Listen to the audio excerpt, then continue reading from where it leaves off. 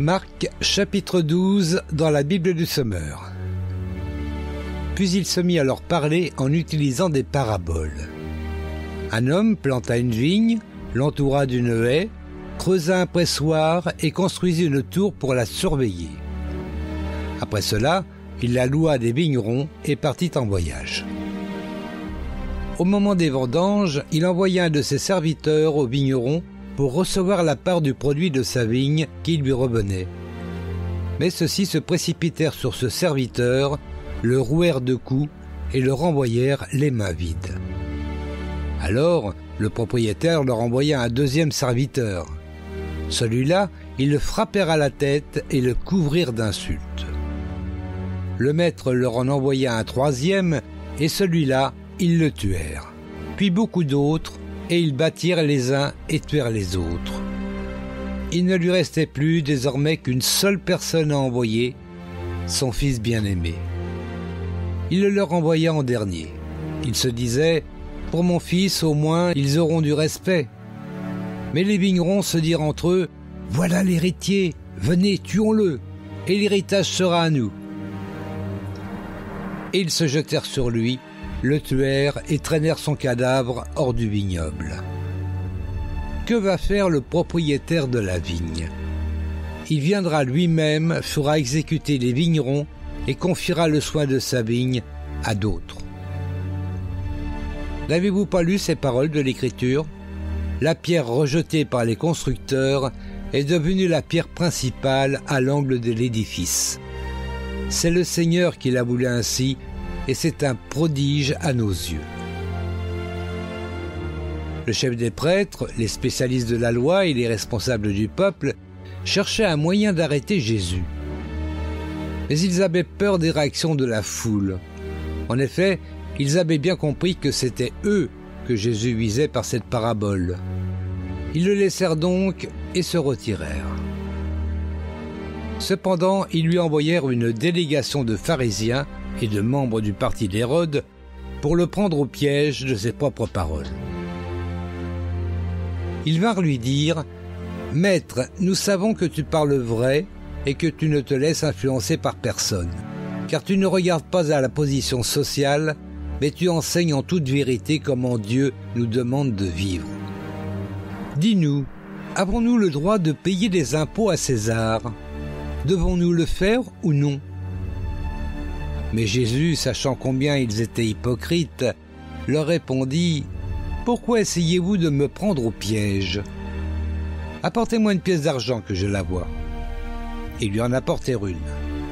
Alors il leur demanda « Cette effigie et cette inscription, de qui sont-elles? » « De César. » Alors Jésus leur dit « Rendez à César ce qui revient à César, et à Dieu ce qui revient à Dieu. » Et ils en restèrent tous déconcertés. Des Sadducéens vinrent aussi le trouver. Ils prétendent que les morts ne ressuscitent pas et lui demandèrent « Maître, dans ses écrits, Moïse nous a laissé ce commandement. Si un homme meurt en laissant une femme mais sans avoir eu d'enfant, son frère devra épouser sa veuve et donner une descendance au défunt. Or il y avait 7 frères. L'aîné s'est marié et il est mort sans laisser de descendants. Le deuxième a épousé la veuve, mais il est décédé, lui aussi, sans avoir eu de descendants. Le troisième a fait de même, et ainsi de suite. Bref, les 7 sont morts sans laisser de descendance. La femme est restée la dernière, puis elle est morte. À la résurrection, quand ils ressusciteront tous, duquel d'entre eux sera-t-elle la femme? Car tous les 7 l'ont eue pour épouse. Jésus leur dit « Vous êtes dans l'erreur, et en voici la raison. Vous ne connaissez pas les Écritures, ni quelle est la puissance de Dieu. En effet, une fois ressuscités, les hommes et les femmes ne se marieront plus. Ils vivront comme les anges qui sont dans le ciel. Quant à la résurrection des morts, n'avez-vous jamais lu le livre de Moïse lorsqu'il est question du buisson ardent? En quels termes Dieu lui a parlé? Il lui a dit « Je suis le Dieu d'Abraham, le Dieu d'Isaac, le Dieu de Jacob. » Dieu n'est pas le Dieu des morts, mais le Dieu des vivants. Oui, vous êtes complètement dans l'erreur. » Un des spécialistes de la loi s'approcha de lui. Il avait entendu cette discussion et avait remarqué avec quel à propos Jésus avait répondu. Il lui demanda « Quel est le commandement le plus important de tous ?» Jésus répondit « Voici le commandement le plus important. Écoute, Israël, le Seigneur est notre Dieu, il est le seul Dieu. Tu aimeras donc le Seigneur, ton Dieu, de tout ton cœur, de toute ton âme, de toute ta pensée et de toute ton énergie. Et voici celui qui vient en second rang, tu aimeras ton prochain comme toi-même. Il n'y a pas de commandement plus important que cela. » « C'est bien, maître, » lui dit le spécialiste de la loi. « Tu as dit vrai. Il n'y a qu'un seul Dieu, il n'y en a pas d'autre que lui. L'aimer de tout son cœur, de toute son intelligence et de toute son énergie, ainsi qu'aimer son prochain comme soi-même, c'est bien plus important que tous les holocaustes et tous les sacrifices. » Jésus, voyant qu'il avait répondu avec intelligence, lui dit « Tu n'es pas loin du royaume de Dieu. » Après cela, personne n'osa plus lui poser de questions. Pendant qu'il enseignait dans la cour du temple, Jésus demanda « Comment les spécialistes de la loi peuvent-ils dire que le Messie doit être un descendant de David ?»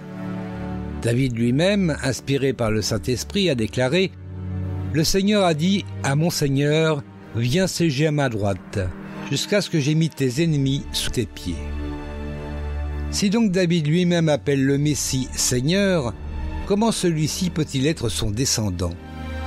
Il y avait là une foule nombreuse qui écoutait Jésus avec un vif plaisir.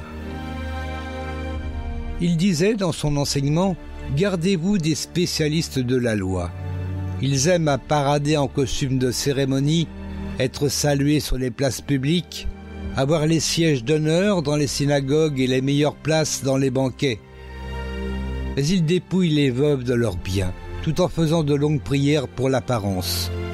Leur condamnation n'en sera que plus sévère. » Puis Jésus s'assit en face du tronc. Il observait ceux qui y déposaient de l'argent. Beaucoup de riches y avaient déjà déposé de fortes sommes, quand arriva une pauvre veuve qui déposa 2 petites pièces, une somme minime. Alors Jésus appela ses disciples et leur dit « Vraiment, je vous l'assure, cette pauvre veuve a donné bien plus que tous ceux qui ont mis de l'argent dans le tronc. Car tous les autres ont seulement donné de leur superflu, mais elle, dans sa pauvreté, elle a donné tout ce qu'elle possédait, tout ce qu'elle avait pour vivre. »